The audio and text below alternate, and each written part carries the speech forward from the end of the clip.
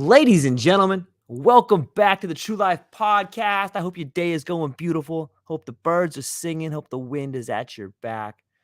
I had a few thoughts for a brief podcast today that I wanted to talk about. And these particular thoughts are the idea of language and erosion and how that relationship fits together. Do you ever stop and think for a little bit about the idea about language and erosion? It seems to me like they're both forces. Do you think that language acts upon culture the same way in which erosion acts upon our environment? That's what I've been thinking about lately. Let me paint you a picture. Imagine a coastline where the waves are sort of beating down onto the coastline, whether it's a cliff, and the waves come in and they crash, they crash. They keep smashing up against the cliffs until they erode away the bottom of the cliff. And sometimes you'll go to the beach and see like a cliff face fall. I'm wondering if language has that same effect on culture. It makes sense, right? If we in which we interact with each other, our language are like waves on the coastline. And think about it. It's similar in so many ways.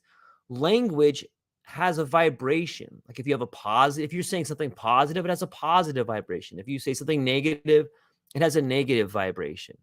And those vibrations are measured in waves. The same way the waves on the coastline batter the coast, so too does our language batter culture. Another interesting similarity, at least in my opinion, is it's already in the lexicon. Think about when people say things like, oh, they use their language to beat down the other person. Sometimes you get a verbal beatdown. Sometimes language is used as a battering ram. We have in the lexicon that talk about language eroding other people, eroding situations. The same way we see the wind can erode mountain faces. Have you ever been to the desert and see the way in which sand dunes are swept up? And there's almost like this sort of beautiful symmetry on a sand dune. And that's caused by the wind, the way the wind ripples the sand dunes. So too can the words we use cause ripples in the relationships that we have. I don't know, but it just seems to me like I just had this idea about the way language is it's a force of nature.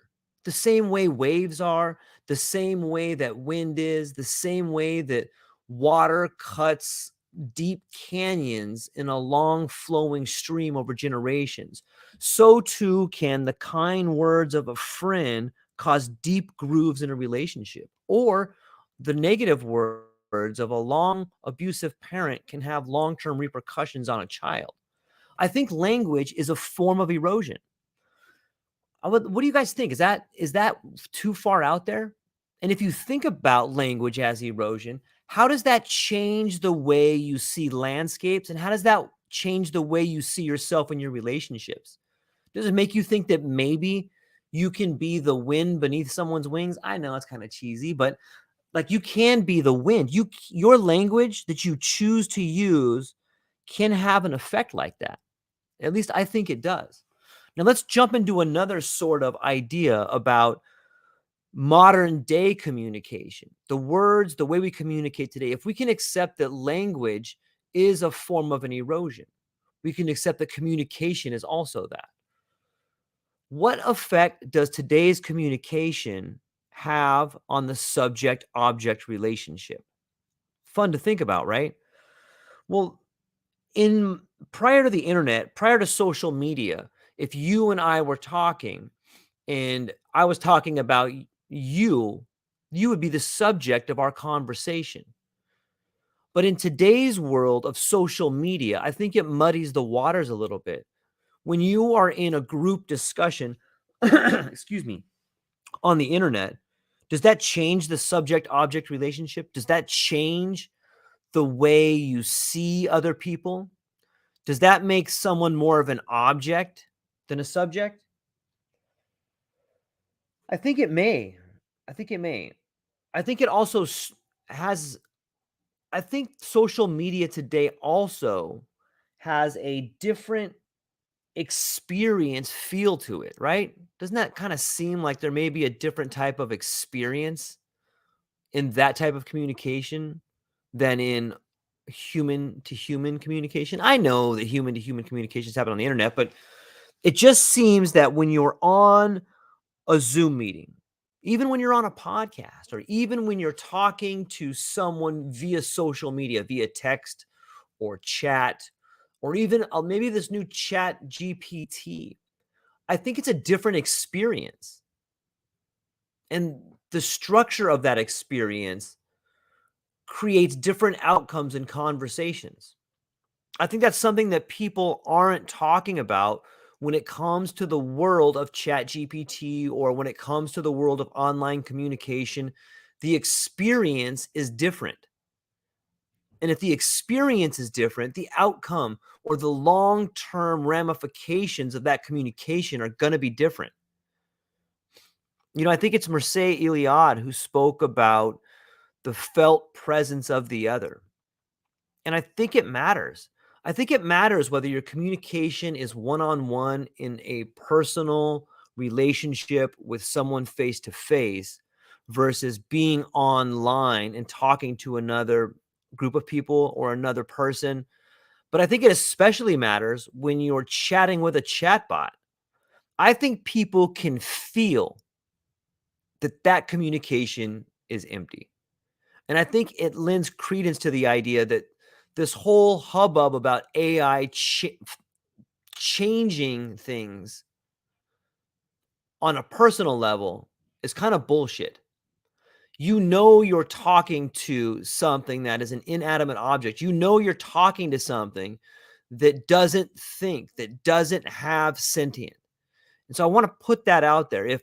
If you when it comes to the future 2023 and it comes to the idea of using chatbots, it doesn't matter how good the chatbot is. You can feel the difference by talking to it. It's not something that is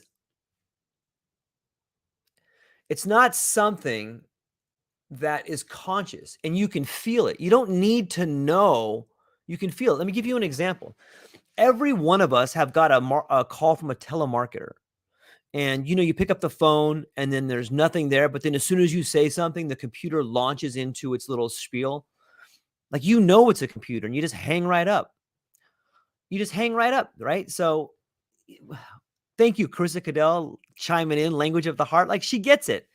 I think that this whole idea of these chatbots, Chat GPT, and the example I was giving was a telemarketer via chat.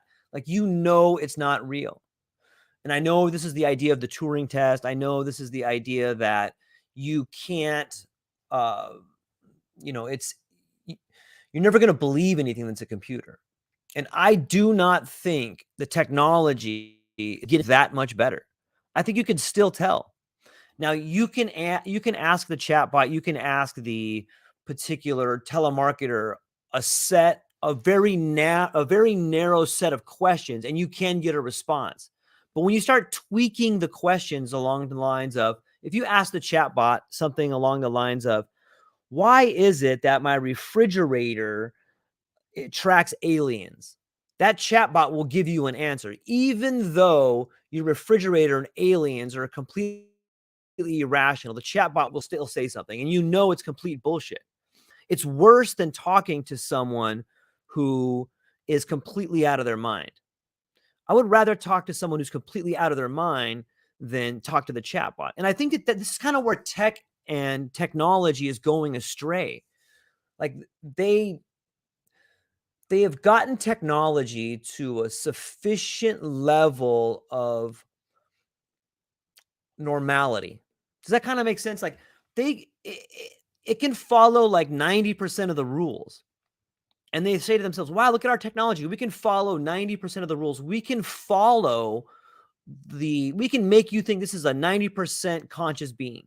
And they're all patting themselves on the back. But who cares? Like, 90% is not really that good when you think about it.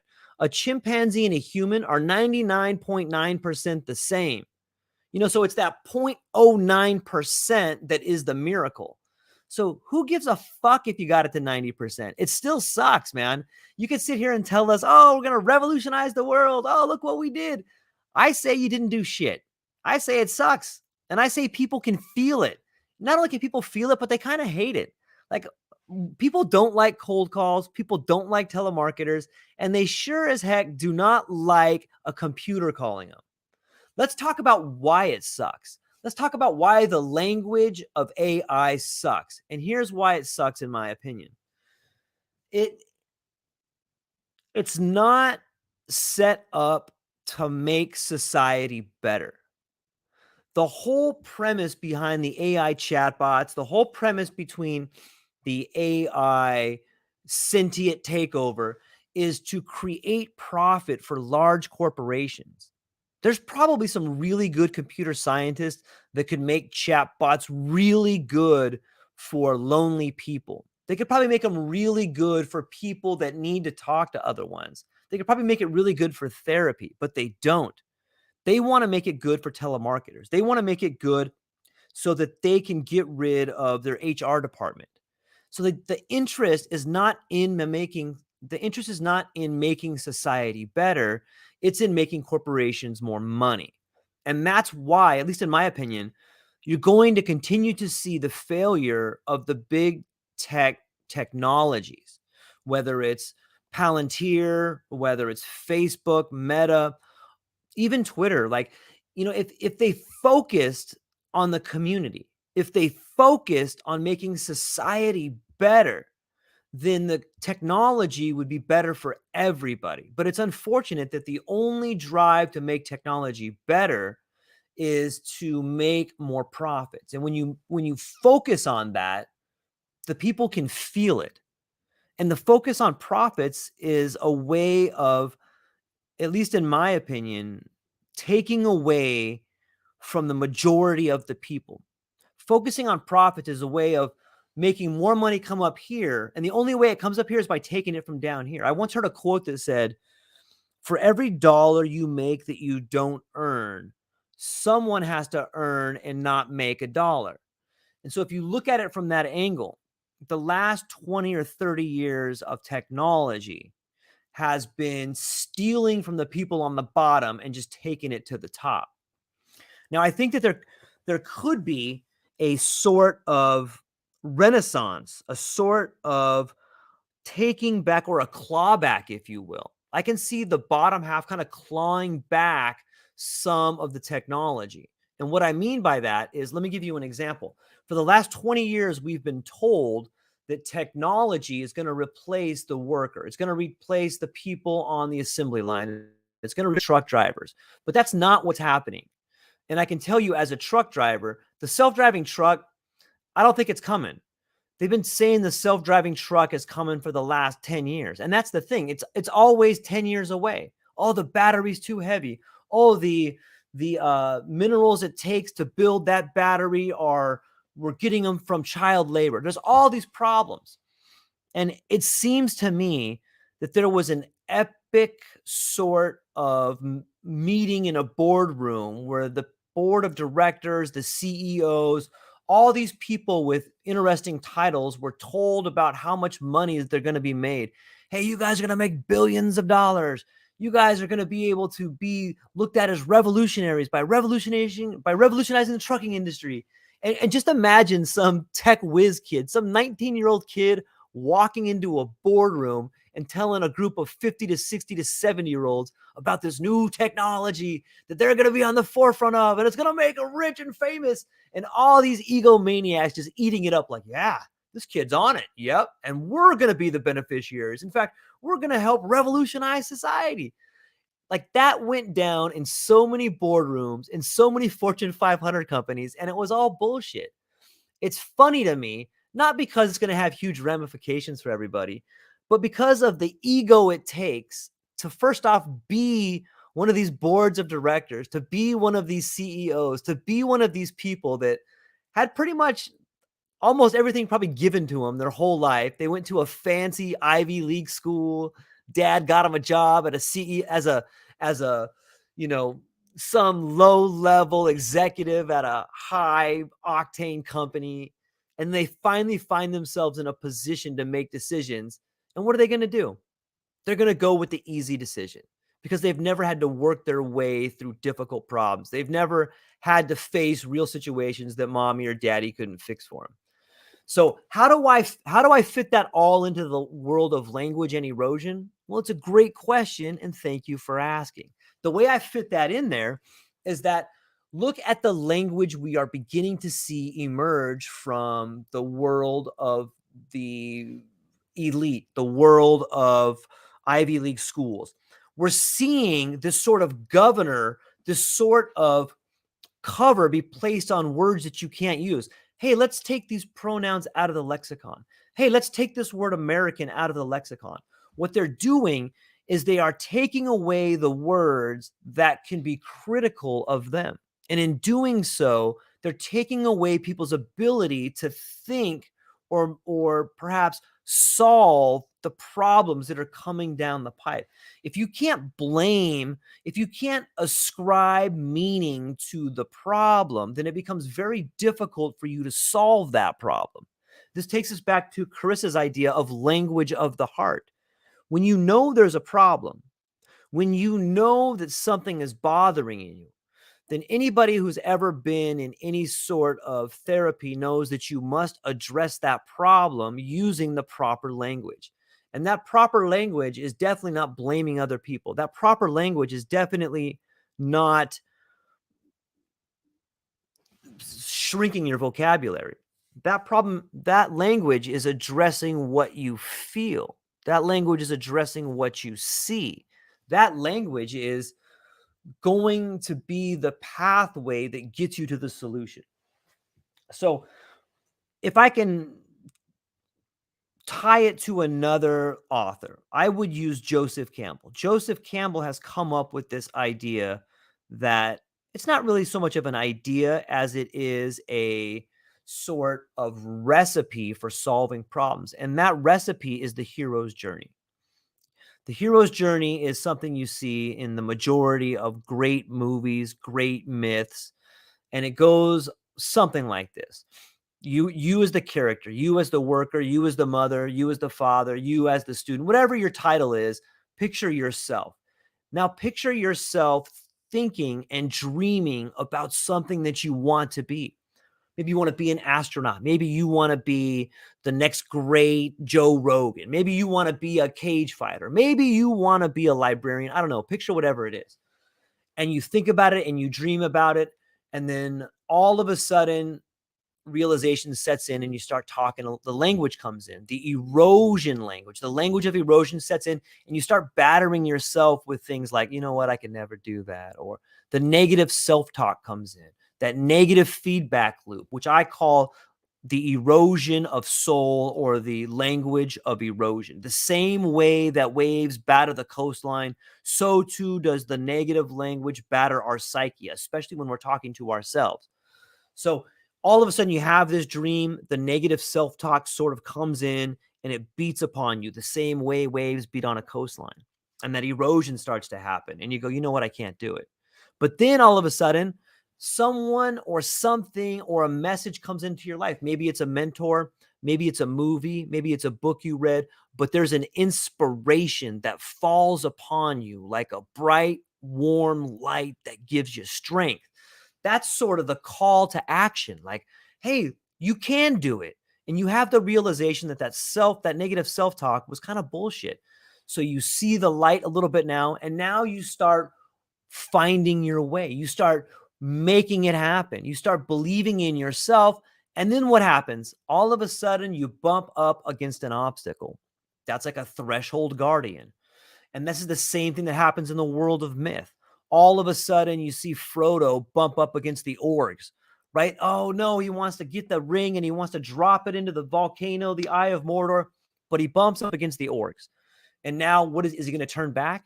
Is he going to turn back to the negative self-talk, the erosion that's going to beat him again? Or is he going to find a way to ride the wave and make the dream come true? Well, he's going to do what you and I are going to do. He's going to find a way to ride the wave. Now we're moving through the first threshold, guardian, and we're moving on our life. We are figuring out that the language of erosion can be a benefit to us if we understand how to harness the forces of erosion. So I want to encourage people today to think about language. Think about the words you use as a force of nature. The same way the wind blows on the desert sand to build sand dunes, so too can your words build mountains, which will take you to your goals if you climb them. The same way that the waves beat down on the cliffs on the shore, so too can you use your words to beat down any sort of obstacle in your way.